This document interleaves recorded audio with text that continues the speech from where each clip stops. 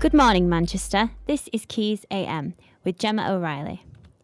Coming up on today's show, today Parliament will debate and decide on UK airstrikes against Islamic State in Syria.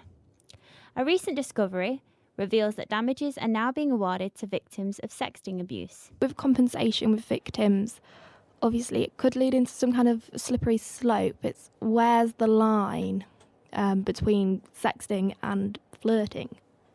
MPs are urging relaxation of laws on cannabis after a petition attracts 220,000 signatures.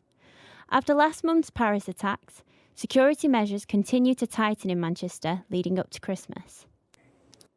Now over to Martina for the news summary.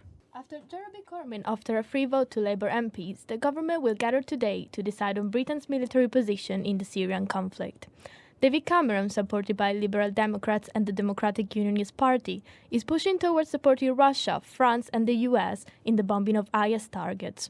His position is likely to be backed by at least 50 Labour MPs, a move that would allow Conservatives to win the approval they need to start the bombing. The airstrikes debate has taken to the streets of Manchester, where anti-war protesters were gathered this afternoon in Piccadilly Gardens.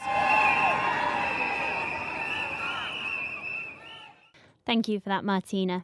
Now today, as a nation, we will witness our decision on our part in the Syrian war. With our allies, such as France and the United States, Britain is already part of the conflict, whether we choose to be or not. Decisions, however, have been stalled in the format of a 2-day free vote within Parliament.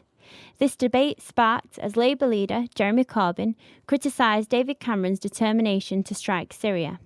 We are able, under the United Nations Charter, in our self-defence for the United Kingdom, to attack IS.